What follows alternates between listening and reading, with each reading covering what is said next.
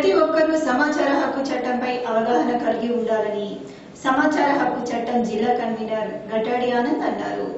ఆర్మూర్ మండల పరిషత్ కార్యాలయ ఆవరణలో గల యాలరాములు మెమోరియల్ హాల్లో ఆర్మూర్ మండల నాయి బ్రాహ్మణ ఐక్యవేదిక సేవా సంఘం సభ్యులకు సమాచార హక్కు చట్టం 2005పై గటాడి ఆనంద్ అవగాహన సదస్సును నిర్వహించారు.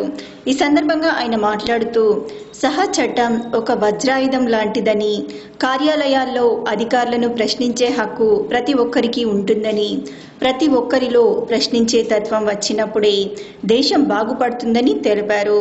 తమకు ఎలాంటి సమస్యలున్నా తనను సంప్రదిస్తే ఉచిత సలహాలు ఇవ్వటానికి ఎల్లవేళలా సిద్ధంగా ఉంటానని అన్నారు.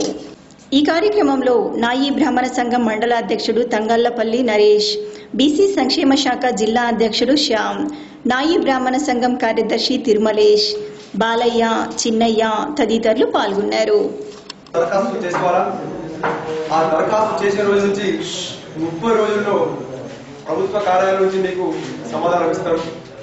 ఒకవేళ మీ సమాచారం రాకపోతే మీ అప్పీల్ పోవచ్చు. ఆ అప్పీల్కు రాకపోతే మళ్ళీ మీ పై అధికారులు రాష్ట్ర కమిషన్ అక్కడ సమాచారం ఇస్తారు. ఒకవేళ తప్పుడు సమాచారం ఇచ్చినా, అధికారులు అసంపూర్తి సమాచారం ఇచ్చినా, సమాచారం తప్పుదో పట్టిన వారికి రోజుకు 250 రూపాయలు జరిమానా ఇస్తారు. 250 రూపాయల నుంచి 20,000 జరిమానా ఇస్తారు. ఈ సమాచారం హక్కు చట్టం వచ్చి దాదాపు 12 సంవత్సరాలైన మా తెలంగాణ రాష్ట్ర ప్రజలకు తెలియకపోవడం చాలా బాధాకర విషయం.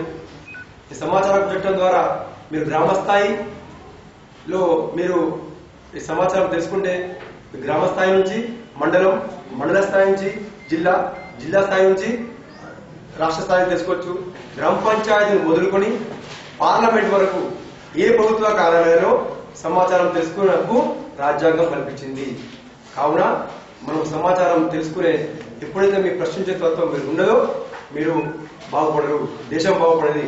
ప్రపంచంలో చిన్న దేశం స్వీడన్ దేశంలో 1766 సంవత్సరం ఉంటుంది అక్కడ నడుస్తుంది.